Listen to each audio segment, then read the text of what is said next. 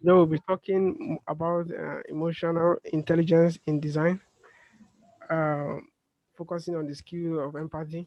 Now, a lot of us about the word emotional intelligence. Some of us are used to um, the other aspect, which is intelligence. That's the other aspect of intelligence. That's the cognitive part, which we all know as IQ. That's intelligence quotient. Yeah. Uh, but emotional intelligence actually is quite rare because it is not common, and people don't actually take it serious or see it as a necessary skill or a necessary part of everyone's life. So emotional intelligence assumes that everything interacts with with a programmed information that we can read and feel with our senses. That is, when we see something visually, let's say a color, an icon on the web, if it's if we interpret it, as you can see, baby's crying. This is an icon by the right. We tend to picture that using a real life experiences. We don't have to see the pictures, understand. Likewise, like when it's smiling and all. So these are three screens with colors. So colors play a large part in emotional attribution. From these colors, you can actually tell the mood that the screen is trying to display. Now, I want to ask a question. Uh, Between A design A, which shows that the first one shows that the person is happy, the screen shows is happy, and the mood for the second one shows that the person is angry, and the third one shows that the mood is sad. Now, and and screen B, which says different thing, like the first one says sad, second one happy, and third angry. Now, can anyone tell me which one you think portrays meaning more than colors? Like that what you feel and what you can see, A or B? Anyone?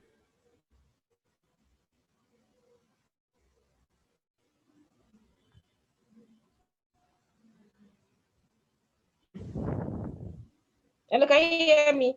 Hello? Yes, I can hear you. Hello? Okay, okay, fine.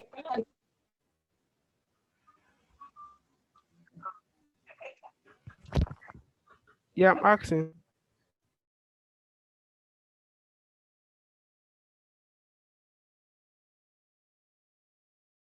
Between these two, appeal more to you? Which one appeals more to you? Like sensing the colors and also what you feel.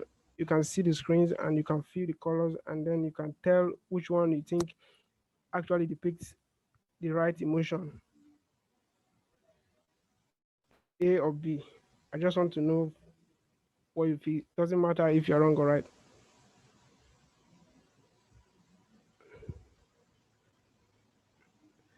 Okay.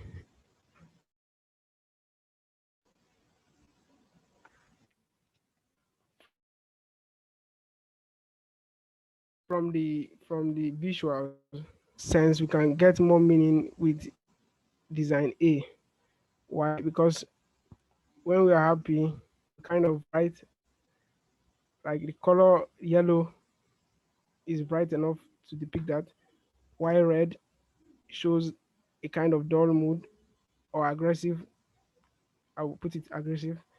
That shows anger. While blue can also show calmness or sadness.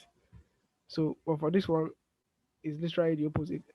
And when you place colors to users, that's your end users we are designing for, the colors actually matter.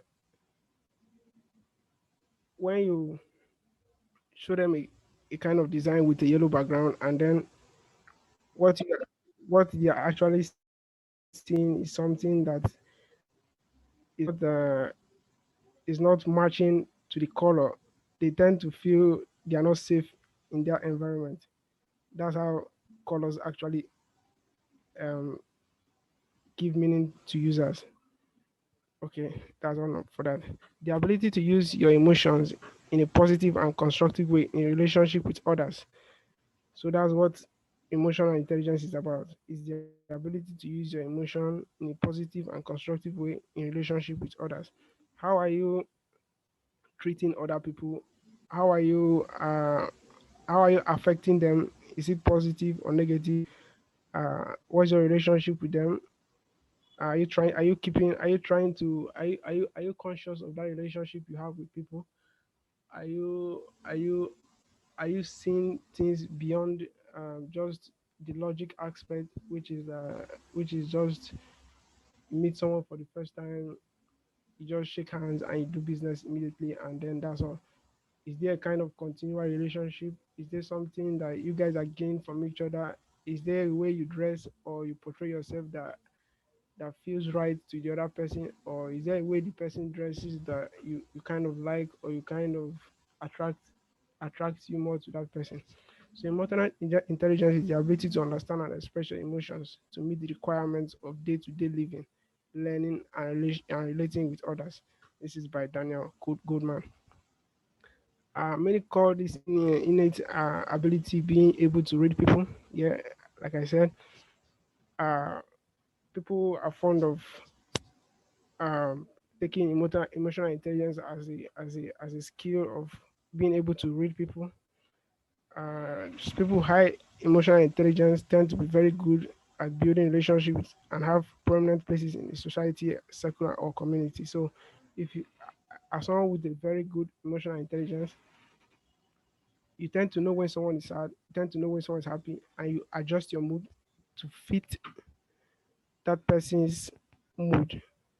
It's not like you sense that they are sad, and then you now you now immediately change your own mood to being happy.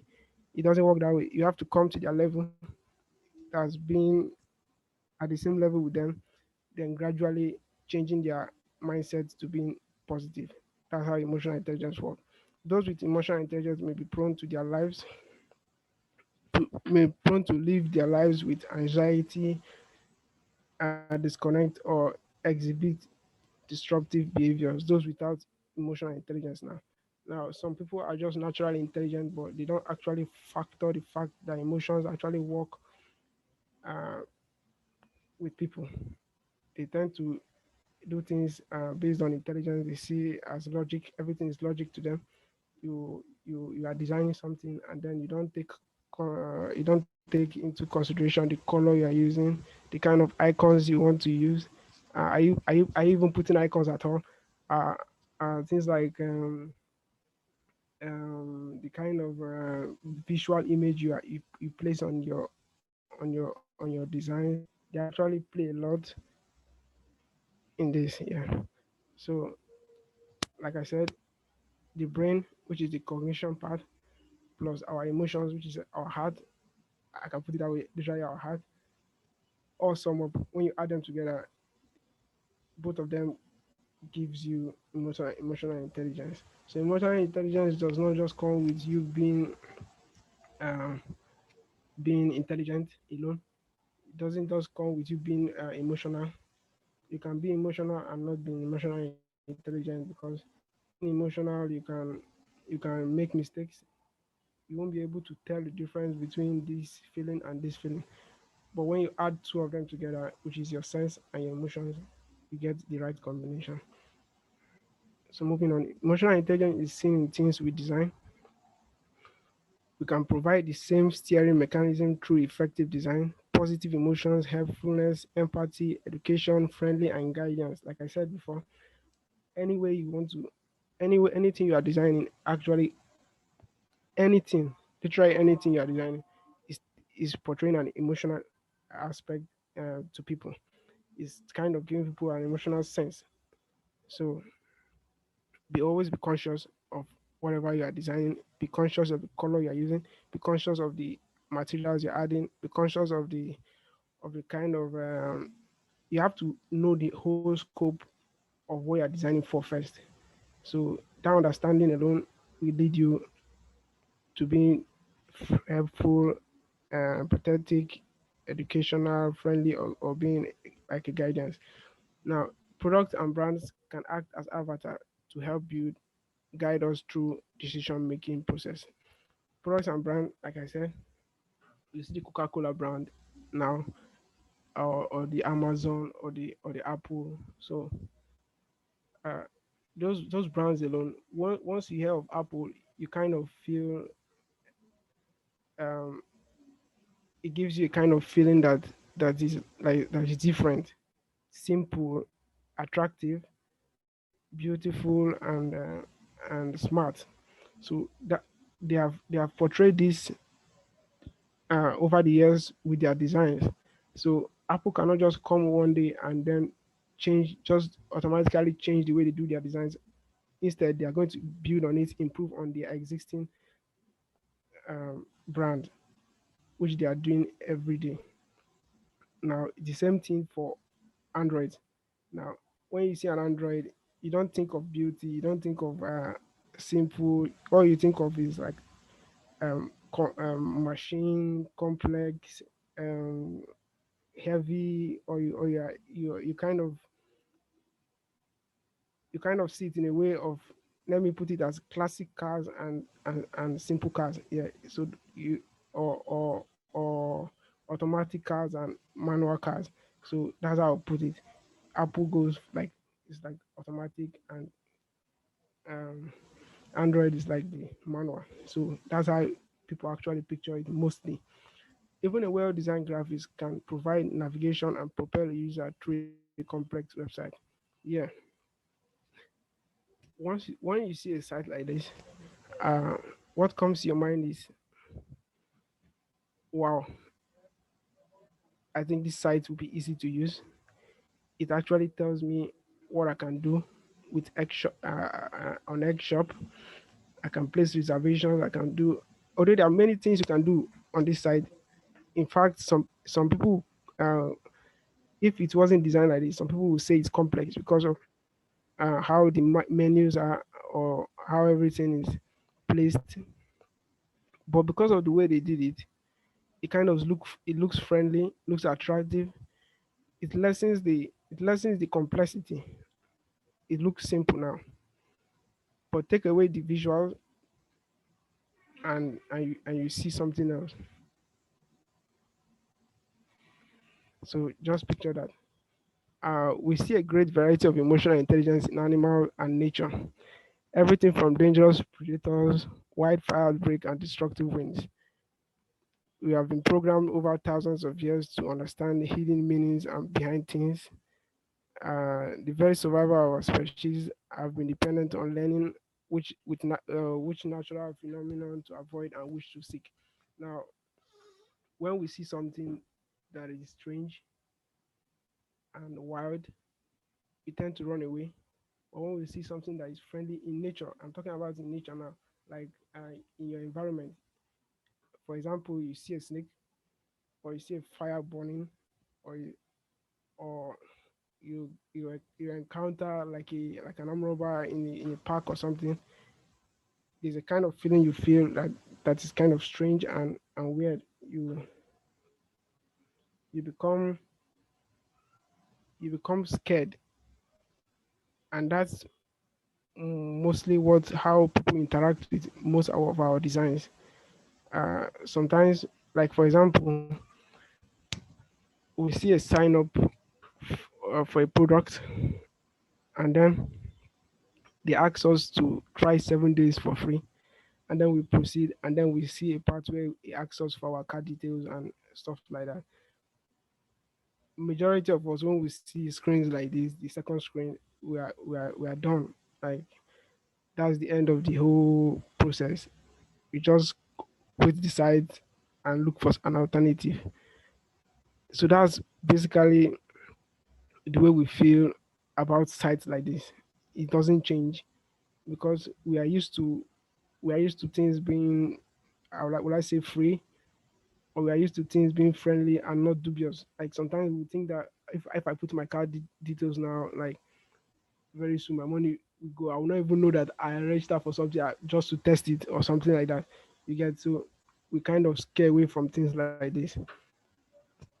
But on the other hand, when we see friendly things in our environment, like an animal, like a lamb, for example, or a swinging couch, or a celebrity fans, we kind of feel excited. We want to go near it. We want to touch it. We want to feel it. We want to be a part of it or something. We want to run away from it. It's just the same way our designs also can portray meaning. There's some designs you see on Instagram or on Twitter, and we just like it. Like there's no, we haven't even read the context, or we haven't seen the meaning behind the design, but we just like it for no reason, and you'll be like, and you don't even ask yourself why you like it, you just like it. So it also happens in our designs. For example, YouTube, uh, they center their designs and their content to be very friendly, in the sense that when you come in, you have access to millions and trillions of videos all over the world without any restrictions, or you don't even need to log in or register an account or something. You don't need to do anything. You just have access immediately. And those kind of things are kind of welcoming to a lot of users. They love it, they admire it, they feel free to do anything, and they actually uh can see what they like. Like YouTube tends to even prescribe, or let's say let's what prescribe. I would say they kind of direct or channel you to stop certain stuff that you like, and you won't you will just be wondering how did they know that you want to actually see this, and you'll be like, okay, and you don't know when you spend hours on YouTube. And there's a statistics that says that YouTube is actually the second most viewed website in the world, with about 34 billion viewers every month. So that's huge. Products provide a tangible means for us to engage with the world on this abstract level, and the motivation underpinning the drive to consume are powerfully influenced by emotion and psychological factors. Like I said before earlier, everything about it is emotion, positive or negative, cold or hot. So that's how it is. And these are psychological factors. Emotion itself is a psychological feeling. It's not something that you can calculate or you can begin to measure. It's something that um, it has degrees and it can change at any time, at any point. So your brand must communicate as effective as you want it to be, exactly the way you want it to be. Like some games, you play some games, they actually want their users to be sad, or they want their users to be excited. So you can actually channel your product to portray these emotions. It's a psychological something. By understanding the solidified human perspective, we can create experiences that communicate more clearly and compel audiences to react. By utilizing emotional intelligence, designers can motivate, educate, and inspire. So users will actually react to your product just the way you place it to them. Whatever they are doing is not like a fault, or it's not their fault that you're complaining. It's not their fault that they find kind of see it weird. It's actually your product that is portraying. They are giving a reaction to what they are seeing, to what they are experiencing. So what you need to do is to build more on your product and not complain or shout at users or kind of think that they don't know what they are doing. because it's your product that is actually giving them that reaction. So let's take a pause and I kind of reflect on all we have been saying before. Emotional intelligence in itself is a major part of every product and service. Why do I say so? Because through emotions, we can drive positive or negative reactions. And that's our product, our designs can actually portray these reactions. It's just like we experiencing putting your hand in fire and then you expect to feel cold or expect to feel just being warm. No, you react to it. You remove your hand, you take it off, just because what you are reacting to is giving you that reaction. That's what is like the catalyst, the motivation, the motivator to that reaction. Whatever your product is portraying, that's the way users will react. It's not the other way. It's not like you bringing users and then expect your product to be the one to change according to users. No, your users will change or react according to your product. So emotional intelligence plays a very huge factor in design. Now we're switching over to empathy, which is very every designer's most essential skill. Now empathy in itself is being confused with uh, sympathy, which we all know. I'll come to that later. In a broad sense, empathy is the ability to understand the world through the eyes of others. Now,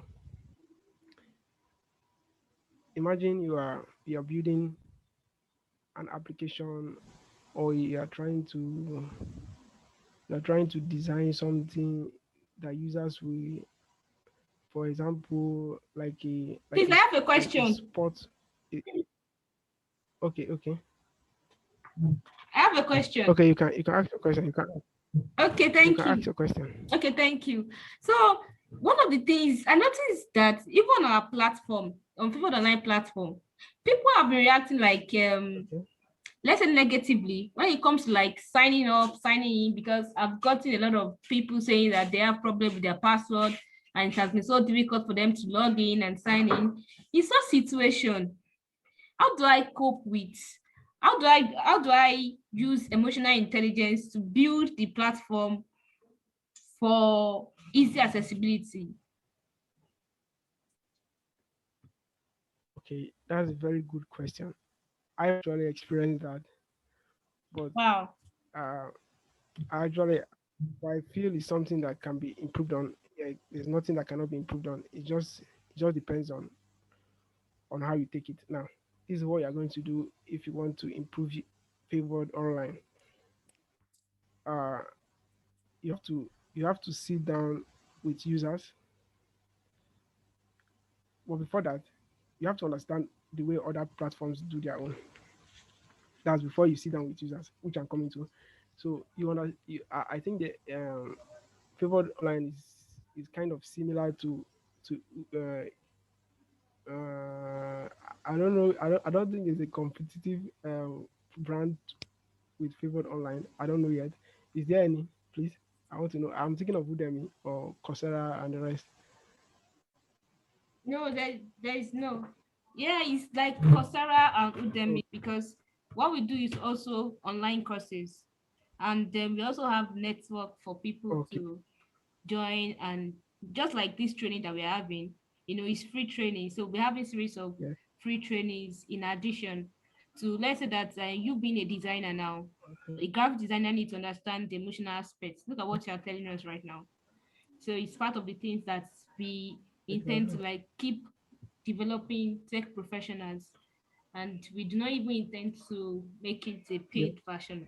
Everything is just for free. It's just a means of adding to the community, and empowering people. So yes, yeah, that's actually brilliant and very innovative. I think it's the first of its kind in Nigeria.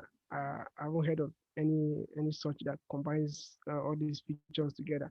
So since it's an innovative product, I think what you should do is directly go to your users. That's we that actually log in every now and then to know to know if to kind of sign up for something or to partake in training or something. So you walk up to them. You actually not like it's not online now. You can actually do this online, but it kind of look weird because uh, they won't feel free to explain to give you their emotions, and you won't be able to sense it. So it kind of it's like just get five people from different days. You schedule meetings with five of them. So this is how you go about it. You sit them down and tell them to use your platform while you are there watching, or you're videoing and asking questions. So you give them some tasks to make and watch them do it. So once you see anywhere you see there's a pause, or there's a kind of hindrance or obstruction to a certain task which you have assigned to them, you kind of write note it down, pin it down, and then move forward, keep asking more questions. Then later on, you act on those feedbacks you have gotten from each five of them. Now, in a kind of feedback that says that no user was successfully signed up and partake in a training session. Let's say you ask them to sign up and then go to the training feature and then choose one topic and just listen through or something like that, and then they find it difficult. You kind of go step by step from the login. You kind of make it easier. That's reducing obstructions. Like I sometimes it can be technical issues, which is common. Mostly technical issues like let's say the password wasn't. They are actually putting password, but it's telling them that they need to do this. They need to put some sign. They need to put some commas. These are you can actually change the technology you are using. It's just based on what you are saying. You don't It's actually something you can do, except you don't want to do it at that moment. So I don't know if you're understanding me. It's just interviewing users. Just five users is enough. When it's difficult, you get feedback from them and improve on those feedback. It's as simple as that. You have to listen to them carefully. There's a difference between listening and and hearing what you want to hear. Like I can be performing a survey or an interview, and I ask questions directly, or I give them tasks based on what I want them to do or based on what I think is right. You have to clear your Yeah, mind. We're yeah, coming I to that in this understand. session, though. Wow. Yeah, I do understand. Okay. I do understand that. Something just popped into my All mind right. right now. So, and I think it will be very useful for everybody in the community, because the truth is that the technology we have right now, everybody now, let's say for every platform, you have to log in, you have to do this, and it may be quite even difficult for you to remember one password or the other, you know. So, and Exactly. YouTubers, YouTube also make their own technology free, because I think they are connected to Google, right? And so that means that either of your, as long as you are using Gmail, they already have Yeah. your data. So you get, they already have Mhm. your data. So whether you log in to YouTube, it's just like one click, just like what you Exactly. said, Yeah, automatically. automatic. Yeah, yeah, yeah. So what Yeah. you said, like the technology behind it is what that matters, so that we can make it more Yeah. user friendly. Because I don't think Google it's them YouTube Mhm. is telling you change password or do password or log into. I understand. Yeah. Yeah. Yeah. Wow. Thank So you. I also believe, yeah, yeah, that these technologies are also improving on their own. They're also, although they are difficult to get or sometimes expensive, but along the well, we're getting there. Yeah. Let's continue. Okay. All right, my screen is not moving anymore. Oh, Okay, okay. Yeah. So we want to differentiate between sympathy and apathy. So empathy begins where sympathy stops. For example, in sympathy, we kind of give advices, uh, whether they ask or not. Like you see somebody, you kind of start saying things like, "Sorry, why don't you take up rest? Why don't you rest for your nap for now?" Without even asking the person what he or she wants, we just give advices. We feel we notice them, we see their pain, but we don't come to their level. Why for sympathy? We listen, we kind of get their full picture, we feel what they feel. If they feel sad, we come to that level by hearing them. You can't just hear it by just seeing the person. You hear the person's story. Like just like a movie, when you're watching a movie, you don't see the trailer and feel sad immediately. You get to watch the movie and then you feel the process, you listen to everything, connect with the writer or the actors or the directors. You get what they are passing. So that's the way empathy works. Now, how do we start empathizing? It's very simple. We start by clearing our head and our mind. You I don't know what your users or your audience. Let's say you're building a fresh product now, not like an existing product, but we'll come to an existing product later on. You're building a fresh product, like let's say something, an app for sport, an app for exercise. You don't assume because you studied um, physical sciences or something in university, then believe that okay, because I studied this, I know everything about it. Nobody can tell me anything. Let me just start building a product.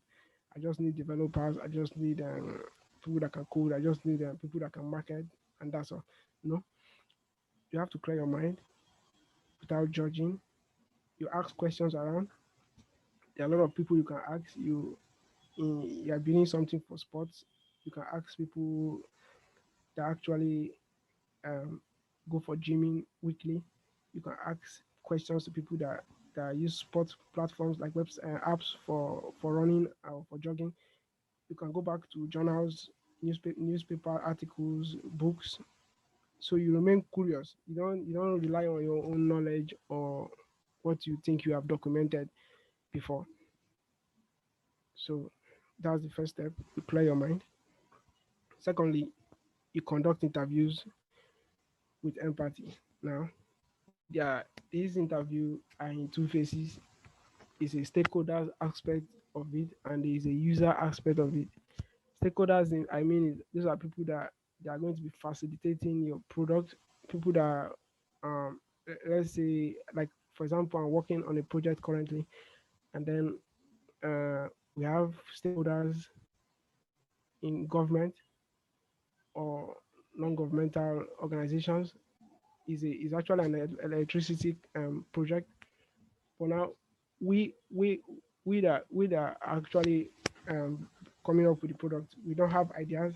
We don't have any. We have never worked in an electricity company before, so we kind of reach out to those people who are working in electricity companies. Like for example, in Lagos, you have the Eco distribution company.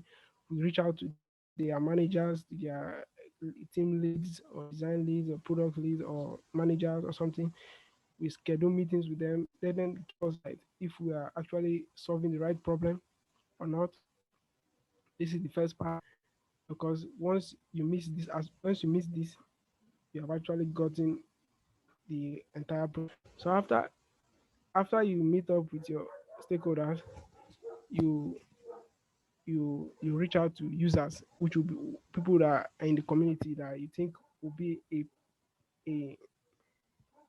an audience to your product. For example, uh, the electricity project at all. We actually reached out to people in the community. Everybody is using electricity now, so we reach out to everyone we see, not our friends, not our people in our workplace that we actually familiar with that can give us lies or tell us anything we want to hear. But we reach out to people that we have not met before. We kind of, if it's incentives, we want to give them like rewards for their timing, for their time you want to spend with you. You schedule this time with them. You ask them questions that are neutral. You make the questions look like a story where they have to tell you questions, yeah, answers that are in form of a story, not like direct answers. You look for body languages. Let's say you ask a question about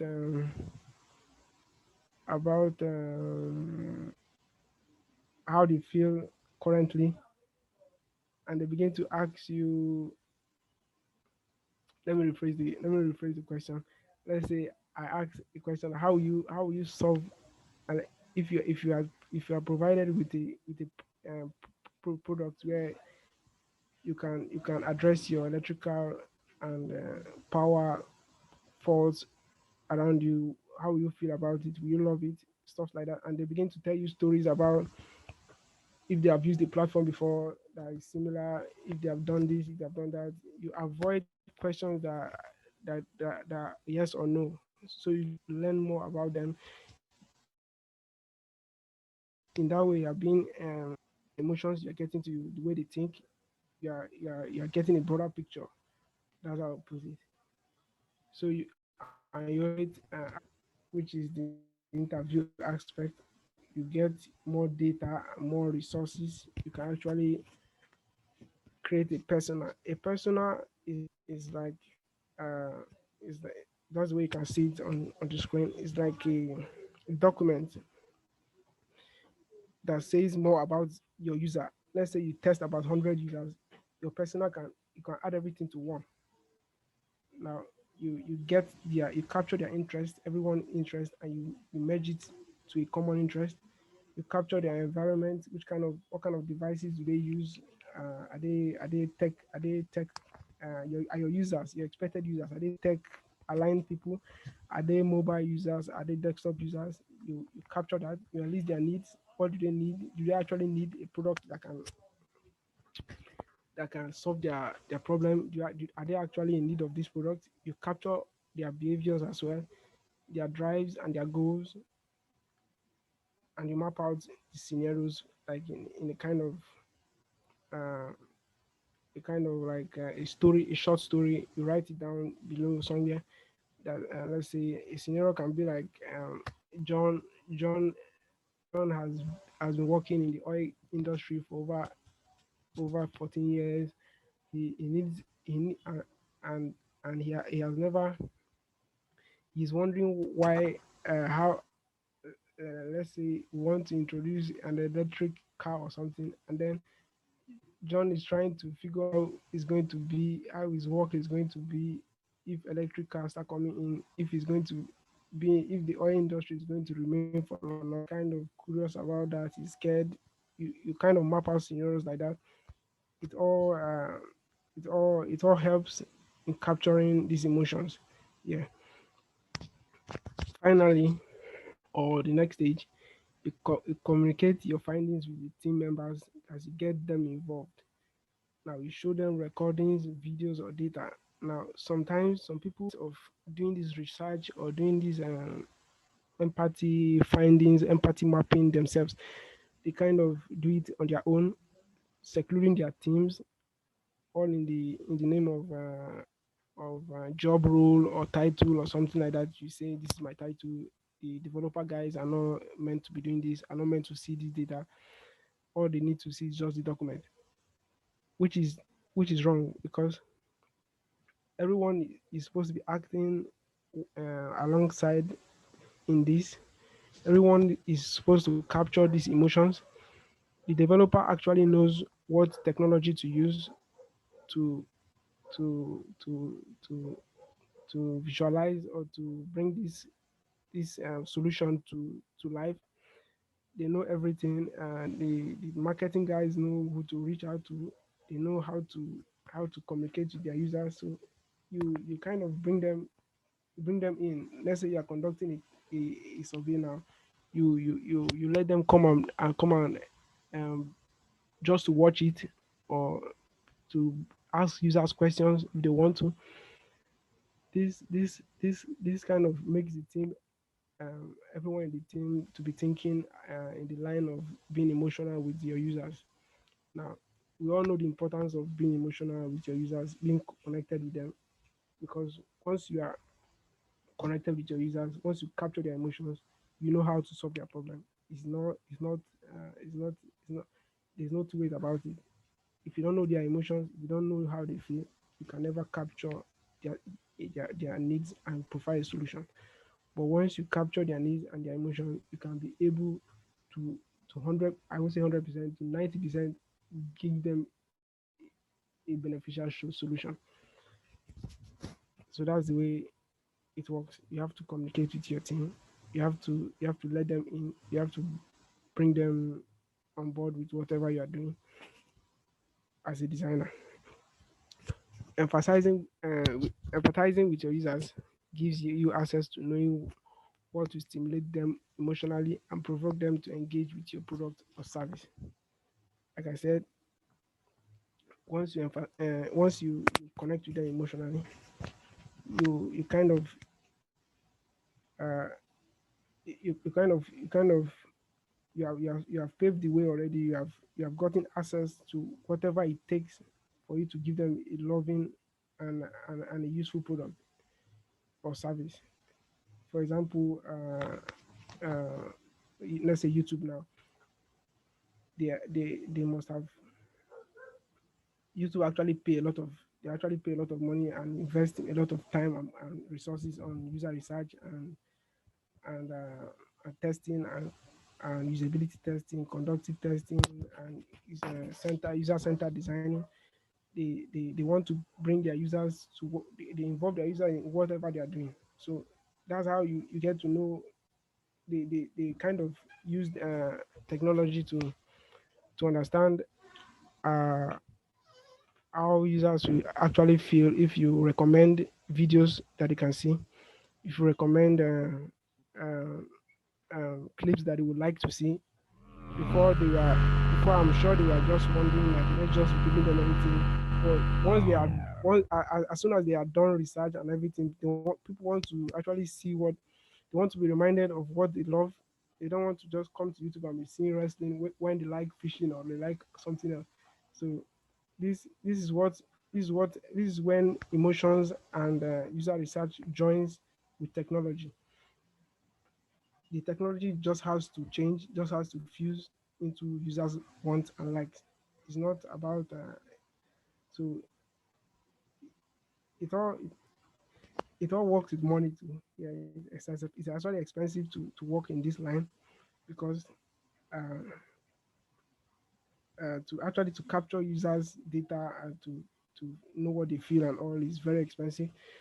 It's time consuming, but in the long run, it pays off. It actually does, than just doing it your way. Yeah. Uh, this is a picture of, like, people actually who are looking for jobs. Uh, Imagine you want to start up a company where where people can actually pay for job services online, or you want something that they can just come in and get access to many jobs as they want. It depends on how you build this product. It depends on how you build this product. There's a way you can build this product in a way, in the sense that you build it and then people will begin to complain that I'm looking for a job, I'm jobless, and you're asking me to pay for services and all. You're and I'm not getting the reward of my service. Let's say I'm being charged every month to get access to jobs, but in the long run, I'm not getting a job, and no one is contacting me for anything. And then you see people leaving your product. Your People are leaving. People are not signing up. People are not coming in, and you begin to wonder what's going on. It's actually the fact that you are not connecting with them, you're not, you're not, you have not come to their level, you have not understood what they are feeling. You are just thinking of the technical aspect or the money aspect, the business aspect, or the reward aspect of few users. You should think of you capture the whole environment. And how can you do that? It's through research, interviews, creating personas, clearing your mind, accepting what the user says, and using your own intelligence to come up with something nice. Some users actually say some things and they don't mean it. Yeah. Some people can say they want this and that, but actually it doesn't know what they want. But it's your own intelligence to know that this is real, this can be real. Some are just dreamers. Some users are dreamers. They dream of things that can never be possible. But you as an intelligent person and also an emotional person can come up with something that's beautiful and that is realistic, and they'll be like wow, so this is possible and stuff like that. So for this example, you can come up with like a kind of uh, you can add services like you train them for you can review their CVs, that's to improve the CV and all. You can you can you can you can you can add more services like training, like you are doing now, like trainings to help users to improve themselves in one way or the other, and also uh, gain more gain more understanding of your product and more benefit from the product.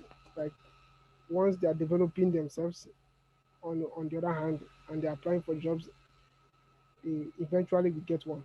So that's the way it works, and people will be happy to actually enroll for platforms like this. So finally, always remember that the more emotional or personal you get about the product, its users and stakeholders. That's the stakeholder I talked about earlier. The users, uh the stronger the stronger the positive reactions you receive regarding the user experience. So whenever you decide to involve your stakeholders in building your product, this gives about a positive reaction for your product. So thank you very much for listening. Any more questions? Wow. Wow, thank you very much, sir. Today has been a very great session, and we learned a lot.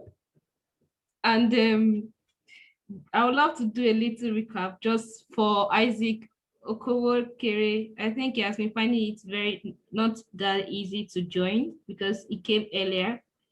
So Okay. briefly, this today's conversation was based on the most important skills for all designers, whether we are designers or we are a business owner or we are whatever we are, whatever professions we are, believe me, we are still going to be in one way or the other, interact with users. And so this means that the empathy skills here is not only meant for designers, it's also meant for everybody, unless you're not going to sell. One way or the other, you're going to build a product. One way or the other, you have this business idea. One way or the other, you want to do something to your community, you want to build something. So the need for us to have these skills, especially this empathy in whatever product we are designing, or in whatever product we are designing, or in whatever task or business we want to provide, it is very, very important. So that means that emotional skills comes hand in hand with our product or business we want to develop. So just like what you said, it talk about feedbacks, it's about positive reactions, and these are the things we are going to gather together to build our business. And I made mention of the fact that there was I asked a question that about people having difficulties in registering on favored online platform, and this just popped into my brain that yeah, that's a negative reaction. People find it so difficult to register, their password. And he said he also has experienced that before. So that means that I have to work on users' experience so that they can interact with the product easily. So our trainings are free, and we intend to make it free. Not like we are going to add money data for grow your career interest. No, it's free. So how do we now do it in such a way that our trainings be tailored based on users' needs? So this is part of the skills that we also need to learn. We need to learn these skills, the skill of empathy, this emotional empathy. We're not just going to be building products because, oh, this is a great idea, let's just keep bringing in trainings. What if you are bringing irrelevant trainings? What if we are bringing things that are not relevant to what people need? So here is emotional intelligence. That is understanding, connecting with your customers, so that you can build a product that is in need, that is needed. Don't forget that business of products must solve problems, and problems are tailored towards customers' needs. And you can only have that through emotional intelligence. And so he said, how do we get this? He talked about empathy and sympathy just briefly. He said empathy means that you're able to sense or connect, use cognitive understanding, sense and connect with your customers. Okay, this person find it very difficult to register. I'm just using Field Online because to register, because I know that one way or the other we find it difficult like that. So I find it difficult to register on this platform. And so we can just sense that, okay, maybe because of one thing or the other. But sympathy means that you are able to connect with those people, you are able to think along, then but empathy requires you to understand the user, ask questions, create a personas, then work on the feedback, then create a better product. So he did a lot today, and he said in 1 minute and round up, please. He said product provides a tangible means for us to engage with the world on this abstract level, and the motivators underpinning the drive to consume are powerfully influenced by emotional and psychological factors. And he said that by understanding he said a lot today, and okay, just let me just give you the definition of emotional intelligence. He said emotional intelligence is seen in things we design.